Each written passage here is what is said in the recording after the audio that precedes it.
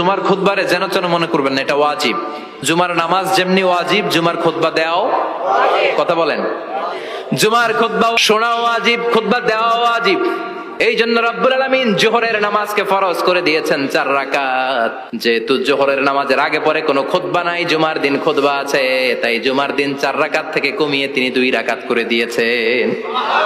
কি ব্যালেন্সড ইসলাম, কি ভারসাম্যপূর্ণ আমাদের জীবন বিধান। প্রতিদিন জোহরের সময় ফরজ কয় রাকাত, কিন্তু জুমার দিন ফরজ কয় রাকাত? 2 রাকাত কমাইলো কেন? খুতবা। সুবহানাল্লাহ কইবেন না? এজন্য জুমার খুতবাটা খতিব সাহেব যারা আছেন খুবই জরুরি। এটাকে খুব কনস্ট্রাকটিভ মুডে সমাজে তুলে ধরতে হবে, মানুষকে এডুকেট করতে হবে, ইনস্ট্রাক্ট করতে হবে। আপনাদের অনেক দায়িত্ব, you have huge responsibilities in your shoulder. আপনাদের অনেক দায়িত্ব। খতিব যারা, এটা ছোটখাটো কোনো রেসপন্সিবিলিটি নয়, এটা অনেক বড় দায়িত্ব। এজন্য জুমার দিন মানুষকে আপনার শিক্ষিত করতে হবে। এই জুমার খুতবা, জুমার আলোচনার সাথে পৃথিবীর কোনো আলোচনার কোনো মিল নাই, কারণ জুমার আলোচনা সব সময় অন টাইম, একটা নির্ধারিত সময়ে হয়। পৃথিবীর অন্য কোনো আলোচনা নির্ধারিত সময়ে হয় নাকি? কথা কন। আমরা বক্তারা নির্ধারিত সময় মাইক পাই? কথা কন।